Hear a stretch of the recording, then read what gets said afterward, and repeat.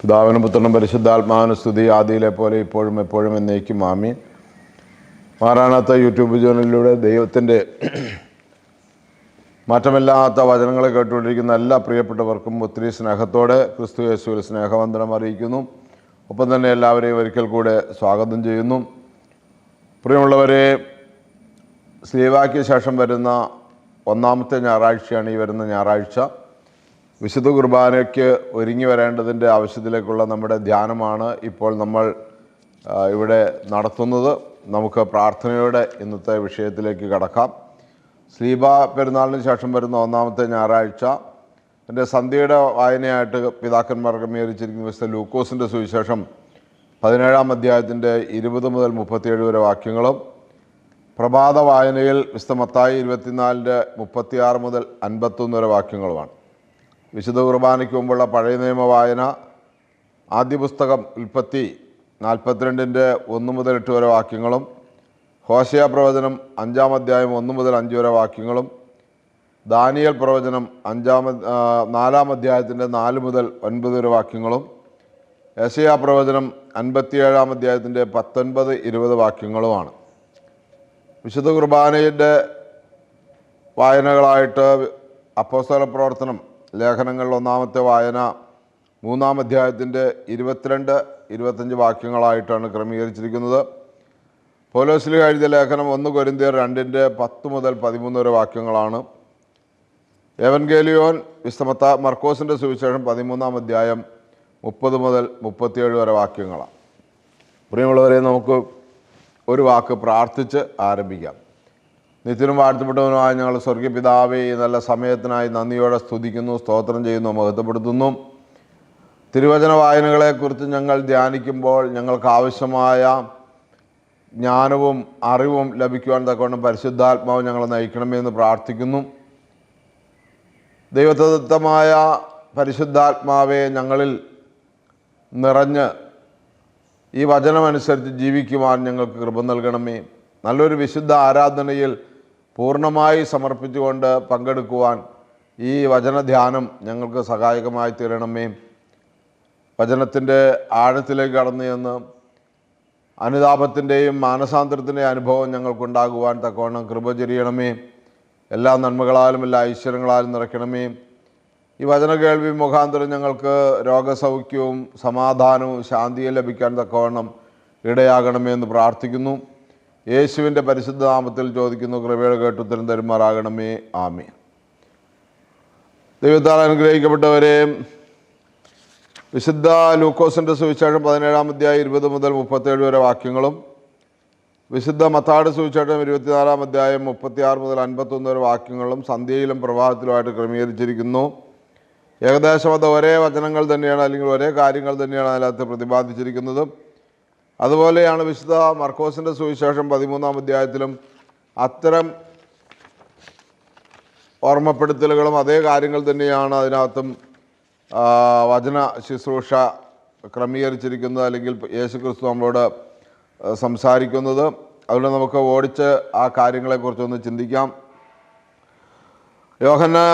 വിശുദ്ധ ലൂക്കോസിൻ്റെ സുവിശേഷം നമ്മൾ വായിക്കുമ്പോൾ അതിൻ്റെ 17-ാം അധ്യായത്തിൽ നമ്മൾ പലവട്ടവും ചിന്തിച്ചിട്ടുള്ള വചനങ്ങൾ തന്നെയാണ്.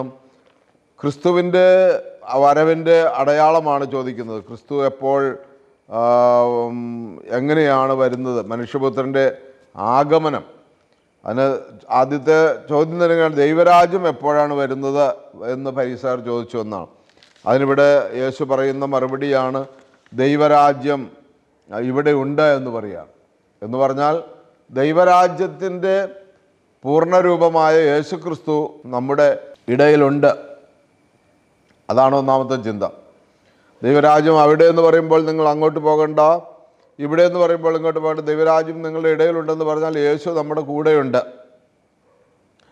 ഈ ദൈവരാജ്യം നമുക്ക് അനുഭവമാകണമെങ്കിൽ യേശു പറയുകയാണത് ഒരുപാട് സഹനത്തിൻ്റെയും പ്രതിസന്ധിയുടെയൊക്കെ അനുഭവത്തിലൂടെ കടന്നു പോകണം. അങ്ങനെയാണ് അന്തിമ വിജയത്തിലേക്ക് നമുക്ക് എത്താൻ കഴിയുകയുള്ളൂ എന്ന് പറയുന്നത്.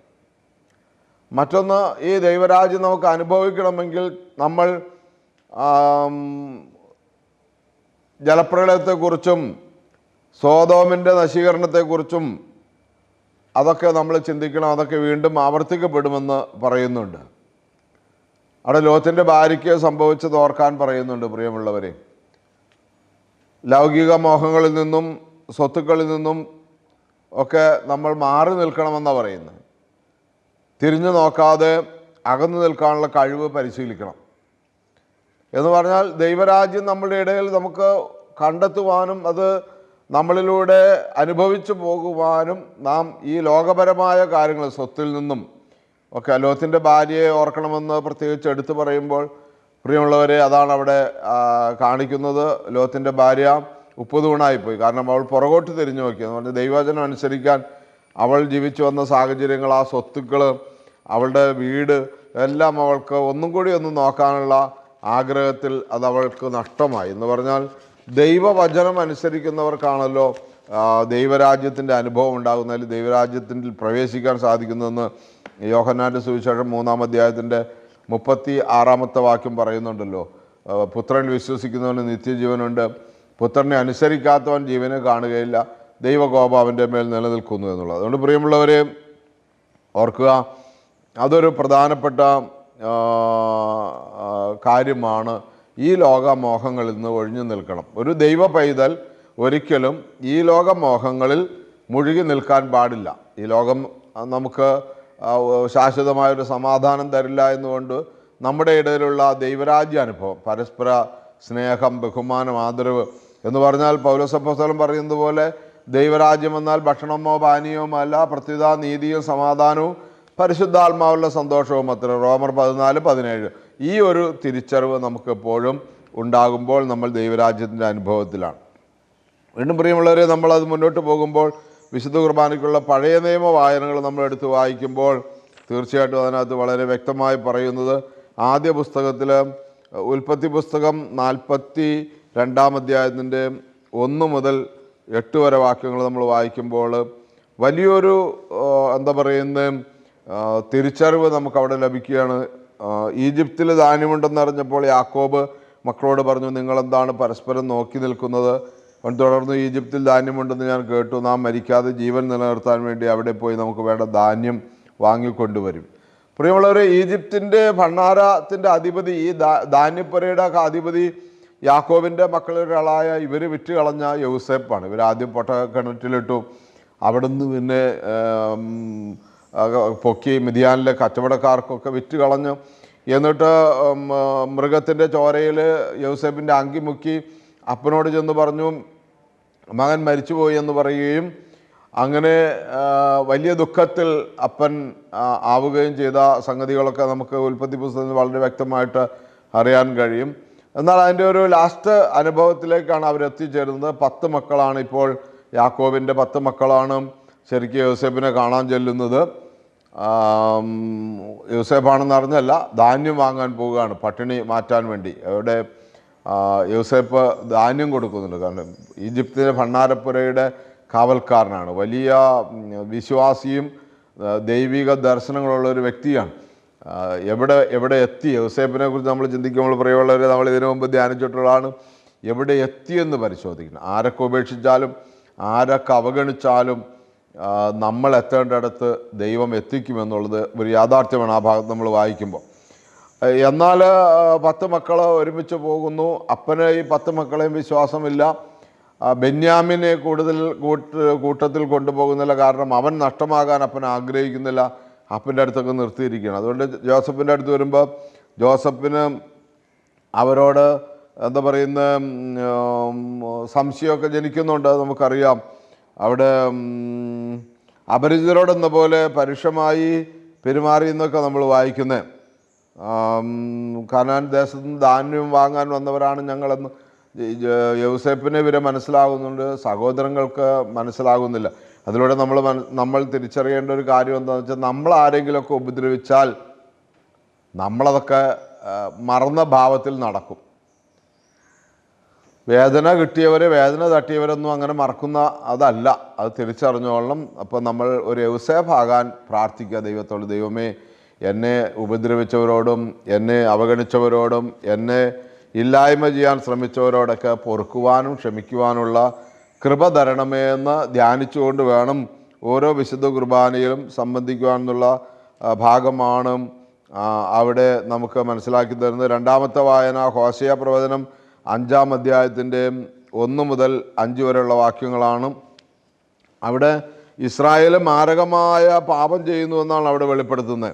ഇസ്രായേൽ വലിയ തിന്മയാണ് ചെയ്യുന്നത്. എന്താണ് വലിയ തിന്മയെന്ന് പറഞ്ഞാൽ അവർ എന്താ പറയുന്നത്, വ്യഭിചാരം എന്ന തിന്മയാണ് ചെയ്യുന്നത്. വ്യഭിചാരം ഷിത്തീമിലൊക്കെ ചെന്ന് നോക്കാനൊക്കെയാണ് ആ ഭാഗത്ത് പറയുന്നത്. അവർ വലിയ മാരകമായ പാപം ചെയ്യുന്നു. അവരുടെ ഇടയിൽ ദൈവത്തെ വിഗ്രഹാരാധന അവർ മുഴുകിയിരിക്കുകയാണ്. ഒപ്പം തന്നെ വ്യഭിചാരം എന്ന ദുർബോധം അവരെ പിടികൂടിയിരിക്കുന്ന പറയുന്നത്. യഹോവയ്ക്ക് ഇസ്രായേലിനെ കുറിച്ച് നല്ല അറിവുണ്ടെന്ന് ആ ഭാഗം നമ്മളോട് സംസാരിക്കുന്നത് ബൈബിളിൽ അങ്ങനെ നമ്മളോട് വളരെ വ്യക്തമായിട്ട് പറയുകയാണ്. യഹോവ പുരോഹിതന്മാരെ കേൾക്കുക, ഇസ്രായേൽ ഭവനമേ ശ്രദ്ധിക്കുക, രാജകുടുംബമേ ശ്രവിക്കുക. 3 പ്രധാനപ്പെട്ട സമൂഹത്തോടെ പറയുന്നത്. ഒന്ന്, പുരോഹിതന്മാർ കേൾക്കുക, ഇസ്രായേൽ ഭവനങ്ങൾ ശ്രദ്ധിക്കുക, രാജകുടുംബമേ ശ്രവിക്കുക. നിങ്ങളുടെ മേൽ വിധി പ്രസ്താവിച്ചിരിക്കുന്നു. നിങ്ങൾ മിസ്പായിൽ ഒരു കെണിയും താബോറിൽ വിരിച്ച വലയുമായിരുന്നു. ഷിത്തീമിൽ അവർ ആഴമേറിയ കുഴി കുഴിച്ചു. അവരെ എല്ലാവരും ഞാൻ ശിക്ഷിക്കും എന്ന് പറഞ്ഞാൽ അവർ വ്യഭിചാരമെന്ന ദുർഭൂതം അവരിൽ കുടികൊള്ളുന്നു. ഷിത്തീമിലൊക്കെ വെച്ച് അവരൊരുപാട് നാശത്തിലേക്ക് പോയതാണ്. അതൊക്കെ സംഖ്യാപുസ്തകത്തിലൊക്കെ നമ്മൾ വായിക്കുന്നുണ്ട്. അതുകൊണ്ട് പ്രിയമുള്ളവരെ ഓർക്കുക,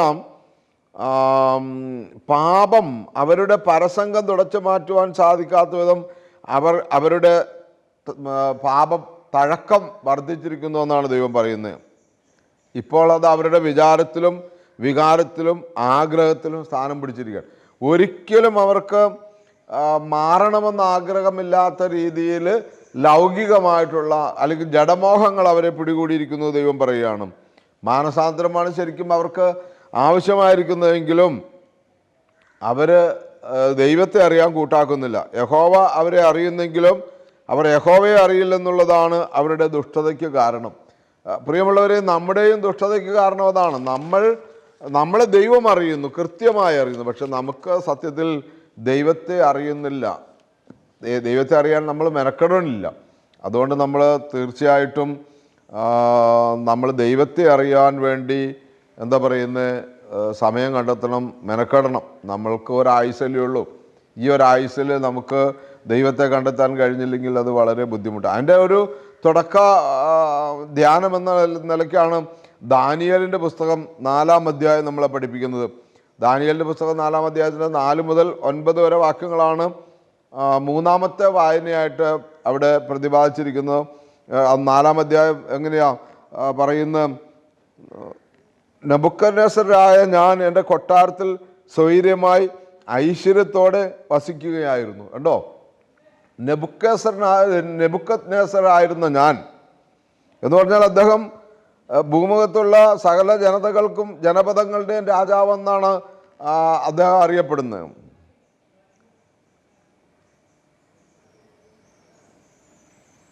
അപ്പോൾ അദ്ദേഹത്തെ അങ്ങനെ ഐശ്വര്യത്തോടെയും സമാധാനത്തോടെയും സ്വസ്ഥതയോടെയും വസിക്കുമ്പോൾ, അദ്ദേഹത്തിൻ്റെ കൊട്ടാരത്തിൽ വസിക്കുമ്പോൾ അദ്ദേഹത്തെ ഒരു സ്വപ്നം വലിയ രീതിയിൽ അദ്ദേഹത്തെ ഭയപ്പെടുത്തി എന്നാണ് പറയുന്നത്.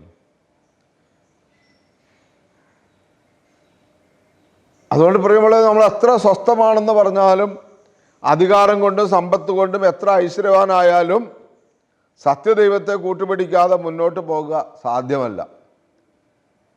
വലിയ ഒരു ശിക്ഷ നിന്റെ മേൽ വരികയാണ്. നീ മൃഗത്തെ പോലെ ആയിത്തീരുമെന്ന് ഉള്ള ഒരു അനുഭവമാണ് ദാനിയേൽ ആ സ്വപ്നം വിവരിക്കുന്നത്. അതുകൊണ്ട് പ്രിയമുള്ളവരെ, ആ ഭാഗം നിങ്ങൾ വായിക്കുമ്പോൾ തീർച്ചയായിട്ടും ഓർത്തു കൊള്ളണം, സർവാധിപത്യം ദൈവത്തിനാണ്. അത് രാജാവായാലും വേണ്ടില്ല, യാചകനായാലും വേണ്ടില്ല, ആര് തന്നെയായിരുന്നാലും എല്ലാറ്റിൻ്റെയും മുകളിൽ ദൈവത്തിൻ്റെ ഇടപെടലുണ്ട്. ദൈവമാണ് സർവാധിപതി.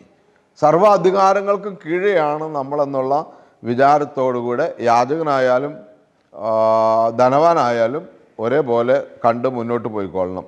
പഴയ നിയമത്തിലെ 4-ാമത്തെ വായന വീണ്ടും നമ്മളെ പഠിപ്പിക്കുന്നത് യെശയ്യാ പ്രവചനം 57-ാം അധ്യായത്തിൻ്റെ 19-20 വാക്യങ്ങൾ, 2 വാക്യങ്ങളെ അതിനകത്തുള്ളൂ. 57-ാം അധ്യായത്തിനും കർത്താവ് അരുളി ചെയ്യുന്നത് സമാധാനം എന്നാണ്. അവിടെയും ഇതുപോലെ നമ്മൾ 57-ാമത്തെ അധ്യായം മൊത്തം വായിക്കുമ്പോൾ അതിൻ്റെ തുടക്കം തന്നെ പറഞ്ഞാൽ നീതിമാൻ നശിക്കുന്നു, ആരും കാണുന്നില്ല, കാര്യമാക്കുന്നില്ല, ഭക്തർ തുടച്ചു മാറ്റപ്പെടുന്നു, ആരും ശ്രദ്ധിക്കുന്നില്ല.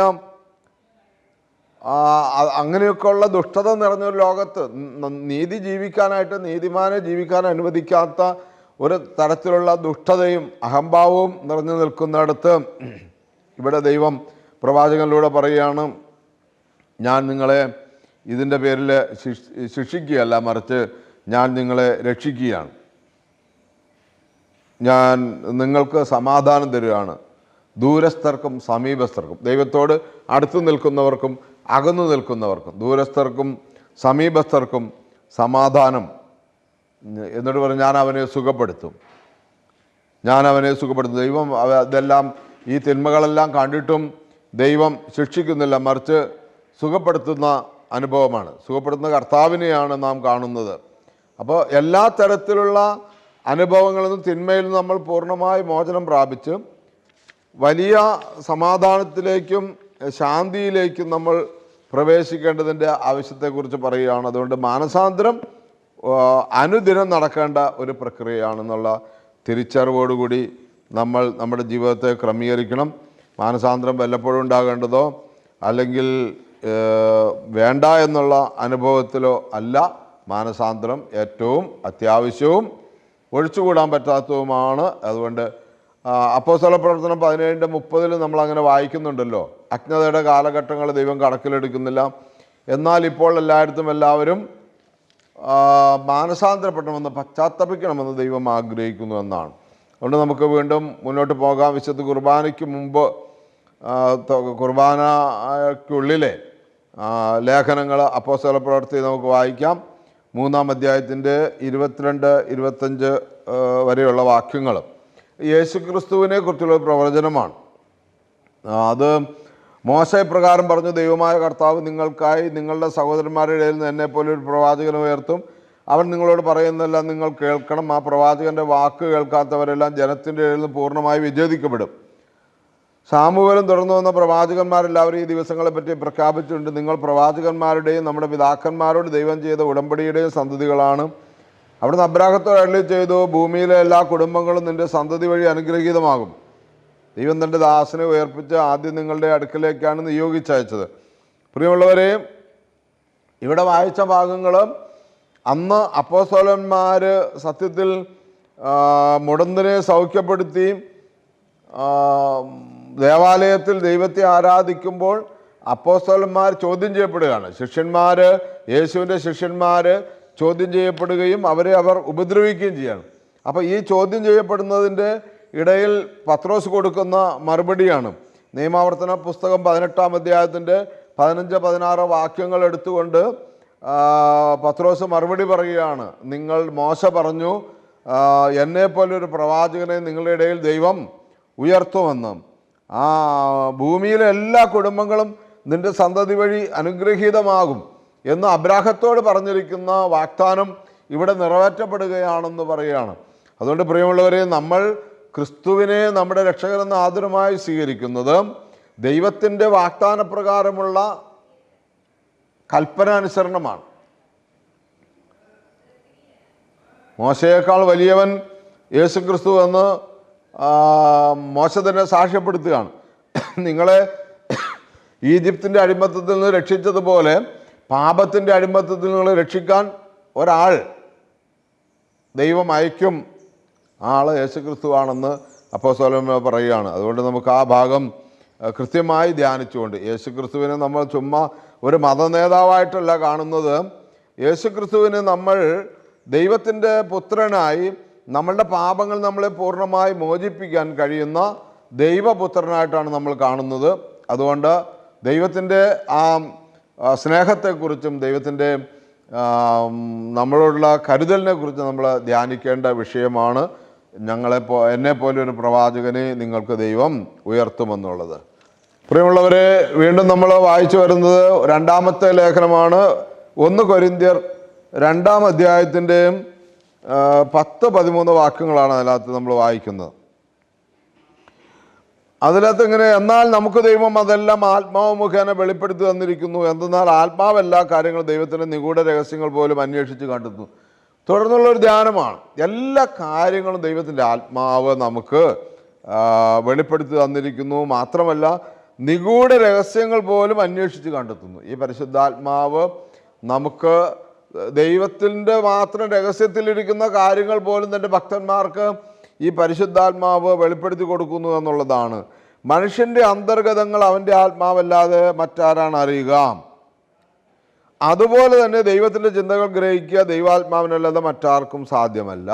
കണ്ടോ, ഈ പരിശുദ്ധാത്മാവ് നമ്മുടെ മനുഷ്യൻ്റെ അന്തർഗതങ്ങൾ, അവൻ്റെ ഉള്ളിലിരിക്കുന്ന ഏത് കാര്യത്തെയും ആരാഞ്ഞ് അന്വേഷിച്ച് പോയി കണ്ടെത്തി ദൈവസന്നിധിയിൽ കൊടുക്കും. അത് തിരിച്ചറിഞ്ഞോളണം. നമ്മൾ എത്ര രഹസ്യമായി ഒളിച്ചു വയ്ക്കപ്പെട്ട തിന്മപ്പെട്ട ചിന്തകളാകട്ടെ പാപങ്ങളാകട്ടെ അത് പരിശുദ്ധാത്മാവ് ദൈവസന്നിധിയിലേക്ക് കൊടുക്കുക. കാരണം അന്തർഗതങ്ങൾ ആരാഞ്ഞെടുക്കുന്നയാളാണ് ദൈവാത്മാവ്. ഇതുപോലെ തന്നെ ദൈവാത്മാവ് ദൈവത്തിൻ്റെ മക്കൾക്ക് ദൈവത്തിൻ്റെ ചിന്തകളും നമുക്ക് മനസ്സിലാക്കി തരും. നമ്മളെക്കുറിച്ചുള്ള ദൈവത്തിൻ്റെ പദ്ധതികൾ എന്താണെന്ന് വ്യക്തമായി വെളിവാക്കി തരും. കാരണം എന്താ? നാം സ്വീകരിച്ചിരിക്കുന്നത് ലോകത്തിൻ്റെ ആത്മാവിനെയെല്ലാം പ്രത്യുത ദൈവം നമുക്കായി വർഷിക്കുന്ന ദാനങ്ങൾ മനസ്സിലാക്കാൻ വേണ്ടി ദൈവത്തിൻ്റെ ആത്മാവിനെയാണ് നമ്മൾ സ്വീകരിച്ചിരിക്കുന്നത്. ലോകത്തിൻ്റെ ആത്മാവിനെ, ലൗകിക ജ്ഞാനത്തെ അല്ല സ്വീകരിച്ചിരിക്കുന്നത്, ദൈവിക ജ്ഞാനത്തെയാണ്, ദൈവത്തിൻ്റെ ആത്മാവിനെയാണ് സ്വീകരിക്കുന്നത്. മാമോദിസയിലൂടെ നമുക്ക് ലഭിച്ച ഈ ദൈവത്തിൻ്റെ പരിശുദ്ധാത്മാവ് നമ്മളെ എന്താ പറയുന്നത്, ദൈവത്തിൻ്റെ ഹിതം എന്താണെന്ന്, നമ്മളുടെ അന്തർഗതം, നമ്മുടെ ഉള്ളിലിരിക്കുന്ന പാപ ചിന്തകളെ പോലും ദൈവസന്നിധിയിൽ എത്തിക്കുന്നു, നന്മകളെ പോലും ദൈവസന്നിധിയിൽ എത്തിക്കുന്നു. ഒപ്പം തന്നെ ദൈവത്തിലുള്ളതെല്ലാം നമ്മളിലേക്കും എത്തിക്കുന്നു. അതുകൊണ്ട് ലോകത്തിൻ്റെ വിജ്ഞാനമല്ല പരിശുദ്ധാത്മാവ് പ്രസംഗിക്കുന്നത്.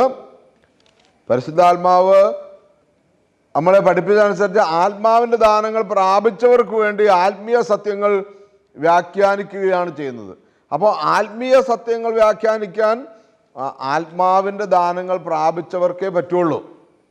അവർക്ക് വേണ്ടിയാണ് ഈ സത്യങ്ങൾ വ്യാഖ്യാനിക്കുകയാണ് ചെയ്യുന്നത്. ലൗകിക മനുഷ്യന് ദൈവാത്മാവിൻ്റെ ദാനങ്ങൾ പോഷത്വമാകിയാൽ അത് അവന് സ്വീകരിക്കുവാൻ കഴിയുകയില്ല എന്നവിടെ വ്യക്തമായിട്ട് എഴുതുകയാണ്. അതുകൊണ്ട് പ്രിയമുള്ളവരെ, എപ്പോഴും സദാ പ്രാർത്ഥിക്കണം, പരിശുദ്ധാത്മാവേ എന്നിൽ വസിക്കണമേ, എന്നിൽ നിറഞ്ഞു കവിയണമേ, മാമോദീസായിലൂടെ എന്നിൽ ലഭിച്ച പരിശുദ്ധാത്മാവേ അവിടുത്തെ സ്നേഹത്തിൻ്റെ ആഴം മനസ്സിലാക്കുവാൻ കഴിയണമേ, അവിടുത്തെ ജ്ഞാനത്തിൻ്റെ ആഴം മനസ്സിലാക്കുവാൻ കഴിയണമേ എന്ന് എപ്പോഴും പ്രാർത്ഥിച്ചുകൊണ്ടിരിക്കണം. പരിശുദ്ധാത്മാവാണ് നമ്മളെ മുന്നോട്ട് നയിക്കുന്നത്. വീണ്ടും നമ്മൾ സുവിശേഷത്തിലേക്ക് അല്ലെങ്കിൽ ഏവൻഗേലിയോനിലേക്ക് കടക്കുകയാണ്. ഏവൻഗേലിയോൻ മർക്കോസിൻ്റെ സുവിശേഷം 13-ാം അധ്യായം 30 മുതൽ 37 വരെ വാക്യങ്ങളാണ് നമ്മൾ വായിക്കുന്നത്. അതിങ്ങനെയാണ്: ഞാൻ സത്യമായി നിങ്ങളോട് പറയുന്നു, ഇവയെല്ലാം സംഭവിക്കുന്നത് വരെ ഈ തലമുറ കടന്നു പോവുകയില്ല. ആകാശവും ഭൂമിയും കടന്നു പോകും, എന്നാൽ എൻ്റെ വചനങ്ങൾ കടന്നു പോകില്ല. പ്രിയമുള്ളവരെ, ഞാൻ തുടക്കത്തിൽ പറഞ്ഞിരുന്നു, ലൂക്കോസിൻ്റെ സുവിശേഷവും മത്തായിയുടെ സുവിശേഷവും സന്ധ്യാവായനയും പ്രഭാത വായനയും ഏവൻഗേലിയോൻ വായനയും ഏകദേശം 3 ഒരേ രീതിയിലുള്ള തിരുവചനങ്ങളാണ്. മനുഷ്യപുത്രൻ്റെ ആഗമനത്തെക്കുറിച്ചാണ് അവിടെ പറയുന്നത്. ഇവിടെ 30 മുതൽ നമ്മൾ വായിക്കുമ്പോൾ സദാ ജാഗരൂകരായിരിക്കുമെന്നാണ് അതിൻ്റെ ഹെഡിങ് വരുന്നത്. അപ്പോൾ ആ ദിവസത്തെക്കുറിച്ചോ ആ മണിക്കൂറിനെക്കുറിച്ചോ പിതാവിനല്ലാതെ മറ്റാർക്കും, സ്വർഗത്തിലുള്ള ദൂതന്മാർക്കും പുത്രന് പോലും അറിഞ്ഞുകൂടാ. ശ്രദ്ധാപൂർവം ഉണർന്നിരിക്കുവിൻ, സമയം എപ്പോഴാണ് എന്ന് നിങ്ങൾക്കറിവില്ലല്ലോ. വീട് വിട്ട് ദൂരേക്ക് പോകുന്ന ഒരുവൻ സേവകർക്ക് അവരവരുടെ ചുമതലയും കാവൽക്കാരന് ഉണർന്നിരിക്കാനുള്ള കൽപ്പനയും നൽകുന്നത് പോലെയാണ്. ആകയാൽ ജാഗരൂകരായിരിക്കുവിൻ. എന്നാൽ ഗ്രഹനാഥൻ എപ്പോൾ വരുമെന്ന് സന്ധ്യയ്ക്കോ അർദ്ധരാത്രിക്കോ കോഴി കൂവുമ്പോഴോ രാവിലെയൊന്നും നിങ്ങൾക്ക് അറിഞ്ഞുകൂടാ. അവൻ പെട്ടെന്ന് കയറി വരുമ്പോൾ നിങ്ങളെ നിദ്രാധീനരായി കാണരുതല്ലോ. ഞാൻ നിങ്ങളോട് പറയുന്നത് എല്ലാവരുമായിട്ടാണ് പറയുന്നത്, ജാഗരൂകരായിരിക്കും എന്ന് പറഞ്ഞാൽ യേശുക്രിസ്തു നമുക്ക് വേണ്ടി ഈ ഭൂമിയിൽ ജനിച്ച് ജീവിച്ച് മരിച്ച് യേശു തൻ്റെ ശിഷ്യന്മാരെ തിരഞ്ഞെടുത്ത് ദൈവഹിതപ്രകാരം എങ്ങനെയാണ് ജീവിക്കേണ്ടതെന്ന്, ലോകത്തെ എങ്ങനെയാണ് ദൈവ ഇഷ്ടപ്രകാരം ജീവിക്കാൻ പഠിപ്പിക്കേണ്ടതെന്നുള്ള മാതൃകയെല്ലാം കാണിച്ചു തന്ന് യേശു മരിച്ചു ഉയർത്തെഴുന്നേറ്റ് സ്വർഗാരോഹണം ചെയ്തു. ഇനി വീണ്ടും വരുന്നതിന് മുമ്പ് നമ്മുടെ ഉത്തരവാദിത്തമാണ് ജാഗരൂകരായിരുന്നുകൊണ്ട് എങ്ങനെയിരിക്കണം? സന്ധ്യയ്ക്കോ അർദ്ധരാത്രിക്കോ കോഴി കൂകുമ്പോഴോ രാവിലെയോ ഒന്നും നിങ്ങൾക്ക് അറിഞ്ഞുകൂടാ. ഗ്രഹനാഥൻ എപ്പോൾ വേണമെങ്കിലും വരാം, എപ്പോൾ വേണമെങ്കിലും. അതുകൊണ്ട് ഓരോരുത്തരുടെയും 34-ാമത്തെ വാക്യം, വീട് വിട്ട് ദൂരേക്ക് പോകുന്ന ഒരുവൻ സേവകർക്ക് അവരവരുടെ ചുമതലയും കാവൽക്കാരന് ഉണർന്നിരിക്കുവാനുള്ള കൽപ്പനയും നൽകുന്നത് പോലെയാണ് ഇത്. അതുകൊണ്ട് ഓരോരുത്തരെയും ഏൽപ്പിച്ചിരിക്കുന്ന ഉത്തരവാദിത്തങ്ങൾ കൃത്യമായി കൃത്യസമയത്ത്, ലോകാവസാനത്തെക്കുറിച്ച് ചിന്തിക്കുമ്പോൾ അല്ലെങ്കിൽ യേശുക്രിസ്തുവിൻ്റെ വരവിനെക്കുറിച്ച് നമ്മൾ ചിന്തിക്കുമ്പോൾ നമ്മൾ രണ്ട് കാര്യം ചിന്തിക്കേണ്ടതുണ്ട്. ഒന്ന്, പൊതുവായ ഒരു പുനരുദ്ധാനം അല്ലെങ്കിൽ ഒരു ലോകാവസാനം. രണ്ട്, നമ്മുടെ ഓരോരുത്തരുടെയും മരണം ഒരു പ്രധാന ഘടകമാണ് പ്രിയമുള്ളവരെ. അത് എപ്പോൾ സംഭവിക്കുമെന്ന് നമുക്കറിയില്ല. നമ്മുടെ മരണത്തോടു കൂടി നമ്മുടെ ലോകം അവസാനിച്ചു എന്നുള്ളതാണ്. പിന്നെ നമുക്ക് ലോകത്തില്ല, ലോകത്ത് നമുക്കൊന്നും ചെയ്യാനില്ല, ലോകത്തെ നമ്മളില്ല, നമ്മൾ മാറ്റപ്പെട്ടു, വാങ്ങിപ്പോയി എന്നാണ് നമ്മളെക്കുറിച്ച് പറയുന്നത്. അപ്പം നമ്മൾ മറ്റൊരു സ്ഥലത്തേക്ക് മാറ്റപ്പെട്ടു, പിന്നെ ലോകത്ത് നമുക്കൊന്നും. അപ്പോൾ ആ മാറ്റപ്പെടുന്നതിന് മുമ്പ് നാം നമ്മുടെ ഉത്തരവാദിത്തം കൃത്യമായി സമയമില്ല എന്നുള്ള തിരിച്ചറിവോടുകൂടി, എപ്പോൾ വേണമെങ്കിലും ഗ്രഹനാഥൻ വരുമെന്നുള്ള ചിന്തയോടുകൂടി, കാവൽക്കാരൻ ഉണർന്നിരിക്കുന്നത് പോലെ നമ്മൾ അതീവ ശ്രദ്ധയോടുകൂടി ദൈവരാജ്യത്തിന് വേണ്ടി വേല ചെയ്താൽ മാത്രമേ ദൈവരാജ്യത്തിൻ്റെ അനുഭവത്തിൽ നമ്മൾക്കായിരിക്കുവാൻ കഴിയുള്ളൂ എന്നുള്ളതാണ് ആ ഭാഗം.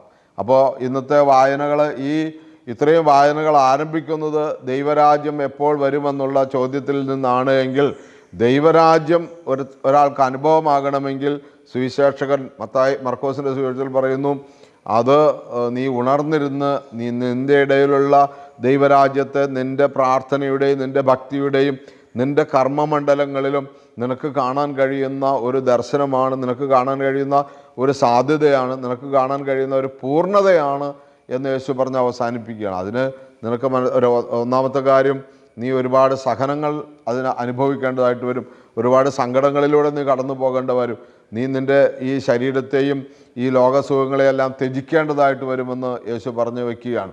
അപ്പോൾ പഴയ നിയമ വായനയിലൂടെയൊക്കെ നമ്മൾ കേട്ടത്, അങ്ങനെ ദൈവത്തിൻ്റെ സാന്നിധ്യം അനുഭവിച്ചിട്ടും തിന്മയിലേക്ക് മാത്രം പോയവരെ ദൈവം കുറ്റപ്പെടുത്തുന്നതും ശിക്ഷിക്കുന്നതും മറ്റൊരു സന്ദർഭങ്ങളിൽ നമ്മൾ കാണുന്നു. എന്താ പറയുന്നത്, അവരെ ദൈവം സമാധാനത്തിലേക്ക് നയിക്കുന്നതൊക്കെ കണ്ടു. എന്നാലും അപ്പോസ്തലന്മാരുടെ പ്രസംഗത്തിൽ ഇവർ എന്താ പറയുന്നത്, വലിയതായിട്ട് അവരെ ഉപദ്രവിക്കുക. ഈ ദൈവരാജ്യത്തെക്കുറിച്ചൊക്കെ പ്രസംഗിക്കുമ്പോൾ അവരറിഞ്ഞതിനപ്പുറത്ത് ഞങ്ങളെ ആരും അറിയിക്കേണ്ട എന്നുള്ള വിചാരത്തിൽ അവർ ഭയങ്കരമായിട്ട് ഭീഷണിപ്പെടുത്തുക, കുറ്റപ്പെടുത്തുക പരീശന്മാരെ. അപ്പോൾ പ്രിയമുള്ളവരെ, അവർക്ക് കൊടുക്കുന്ന അപ്പോസ്തലൻ്റെ താക്കീതൊക്കെ, പത്രോസിൻ്റെ താക്കീതൊക്കെ നമ്മൾ കണ്ടു കഴിഞ്ഞു. എന്നിട്ട് അതിൻ്റെ അവസാനം ഒരു കൺക്ലൂഡിങ്ങിലേക്ക് പൗലോസിലേക്ക് എത്തുകയാണ്. കൊരിന്ത്യ ലേഖനത്തിൽ എന്താണ് ഇത്? മനുഷ്യന് മനസ്സിലാവില്ല, ഇത് ദൈവാത്മാവിനെ സ്വീകരിച്ചവർക്കേ മനസ്സിലാകുകയുള്ളൂ. അതുകൊണ്ട് പ്രിയമുള്ളവരെ, പരിശുദ്ധാത്മാവിനെ സ്വീകരിച്ചിരിക്കുന്ന ഓരോ ക്രിസ്ത്യാനിക്കും ഈ കാര്യങ്ങൾ വ്യക്തമായി മനസ്സിലാകേണ്ടിയിരിക്കുന്നു. മനസ്സിലായില്ലെങ്കിൽ വില കൊടുക്കേണ്ടി വരും, വേദനിക്കേണ്ടി വരും. അതുകൊണ്ട് ഇന്നത്തെ സങ്കടങ്ങളെക്കാൾ വരാനിരിക്കുന്ന സങ്കടം വലുതാണ്. ഇന്നത്തെ സങ്കടങ്ങൾ നിസ്സാരവും ക്ഷണികവും എന്നാണ് പിതാക്കന്മാർ പറഞ്ഞിരിക്കുന്നത്. എന്നാൽ വരാനിരിക്കുന്ന സങ്കടം അതിതീവ്രമാണെന്ന് പറയുന്നത്. അതിതീവ്രമാണ്, നിത്യമാണ്, ചാകാത്ത പുഴുവും കെടാത്ത തീയും എന്നൊക്കെയാണ് പറയുന്നത്. അതുകൊണ്ട് പ്രിയമുള്ളവരെ, നമുക്ക് ഇന്നത്തെ ശുശ്രൂഷ അവസാനിപ്പിക്കുമ്പോൾ നമുക്ക് ഏറെ ആഗ്രഹത്തോടെ, ഏറെ ധ്യാനത്തോടെ, ദൈവമേ, ഒരു നല്ല ആരാധനയിൽ പങ്കുചേരുവാൻ, വിശുദ്ധിയോടെ പങ്കുചേരുവാൻ, കർത്താവിൻ്റെ രണ്ടാമത്തെ വരവിനെ ധ്യാനിച്ചുകൊണ്ട് രണ്ടാമത്തെ വരവിനെ ഏത് സമയത്തും സ്വീകരിക്കാൻ കഴിയുമെന്ന പൂർണ്ണ ഉറപ്പോടെ, പൂർണ്ണ വിശ്വാസത്തോടുകൂടെ കർത്താവിൻ്റെ രണ്ടാമത്തെ വരവിനെ കാണിക്കുന്ന ആ പ്രതീകമായിരിക്കുന്ന കാസായം വിലാസം എടുത്ത് പടിഞ്ഞാട്ട് വരുമ്പോൾ അവൻ്റെ മുഖം ഞാൻ കാണും, നേർക്കുനേർ കാണുമെന്നുള്ള ഒരു വിശ്വാസം നമ്മളിൽ ഉടലെടുക്കുകയും ആ വിശ്വാസത്തിന് അനുസരിച്ച് ജീവിക്കുവാൻ പരിശുദ്ധാത്മാവിൻ്റെ സഹായം നമുക്ക് ആവശ്യമാണ്. പരിശുദ്ധാത്മാവ് മനുഷ്യൻ്റെ അന്തർഗതങ്ങൾ പോലും കണ്ടെത്തുന്നു. ദൈവത്തിൻ്റെ നിഗൂഢമായ രഹസ്യങ്ങൾ നമ്മളിലേക്കും എത്തിച്ചു തരുന്ന ആ പരിശുദ്ധാത്മാവിലാണ് നമ്മൾ വ്യാപരിക്കണം എന്നുള്ള തിരിച്ചറിവോടുകൂടി നല്ല സത്യകുംഭസാരം നടത്തി അനുതാപത്തോടുകൂടെ പശ്ചാത്താപത്തോടുകൂടെ മാനസാന്തര അനുഭവത്തിൽ വിശുദ്ധാരാധനയിൽ പങ്കെടുക്കുവാൻ ദൈവം നമ്മളെല്ലാവരെയും സഹായിക്കട്ടെ. നമുക്ക് കണ്ണുകൾ അടച്ച ഒരു വാക്ക് പ്രാർത്ഥിക്കാം. വേദവാക്യങ്ങളെല്ലാം ഞങ്ങൾക്ക് കർത്താവെ അനുകൂലമായി ആദായമായി തീരുവാൻ ഞങ്ങളെ സഹായിക്കണമേ. നല്ല സത്യ അനുതാപത്തോടുകൂടെ ഒരു ആരാധനയിൽ പങ്കെടുക്കുവാൻ ഞങ്ങൾക്ക് കൃപ നൽകണമേ. ഞങ്ങളുടെ എല്ലാം ജീവിതത്തിൻ്റെ അന്ത്യം എപ്പോഴാണെന്ന് അറിഞ്ഞുകൂടാ, അതുകൊണ്ട് ജാഗരൂകരായിരിക്കണമെന്ന് ഈ തിരുവചനങ്ങളിലൂടെയെല്ലാം ഞങ്ങൾ കേട്ടു. കർത്താവെ ഞങ്ങളോട് കരുണയായിരിക്കണമേ. ദൈവത്തെ ഇസ്രായേൽക്കാർ അറിഞ്ഞില്ല.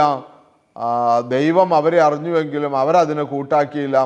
അവർ പാപത്തിൽ നിന്ന് പാപത്തിലേക്ക് തഴക്കദോഷത്തിലേക്ക് അവർ പോയി എന്നുള്ളതല്ലാതെ അവർ നശിച്ചു പോകുന്നതല്ലാതെ ദൈവത്തിലേക്ക് തിരിയാൻ അവർക്ക് സാധിച്ചില്ല എന്നുള്ള തിരുവചനങ്ങളൊക്കെ ഞങ്ങൾ കേട്ടപ്പോൾ ഞങ്ങൾ കർത്താവെ ഭയപ്പെട്ടു പോയി. ഞങ്ങളെ ഓർത്ത് ഒന്ന് വേദനിച്ചു. കർത്താവെ ഞങ്ങളും ആ ഒരു അനുഭവത്തിലേക്കല്ല, ഞങ്ങളെ അവിടുത്തെ രക്തത്താൽ വീണ്ടെടുത്തവരാണ്. ഞങ്ങൾക്ക് വേണ്ടിയാണ് അങ്ങ് കാൽവരിയിൽ യാഗമായി തീർന്നത്. അവിടുത്തെ അവസാനത്തുള്ള രക്തം വരെ ഞങ്ങൾക്ക് ചിന്തിയത്. ഇനി ഞങ്ങൾ മാനസാന്തരപ്പെടുന്നില്ല എങ്കിൽ ഞങ്ങൾക്ക് വേണ്ടി ഒരു ബലി ഇല്ല എന്ന് തിരുവചനം ഞങ്ങളെ സത്യമായി ഓർപ്പിക്കുമ്പോൾ ദൈവമേ, കാൽവരിയിലെ യാഗത്തിലേക്ക് നോക്കി ഒരു സത്യ ആരാധന നടത്തുവാൻ ഞങ്ങളെ സഹായിക്കണമേ. നിത്യം പിതാവും പുത്രനും പരിശുദ്ധാത്മാവുമായ സർവേശ്വര എന്നേക്കും ആമേൻ.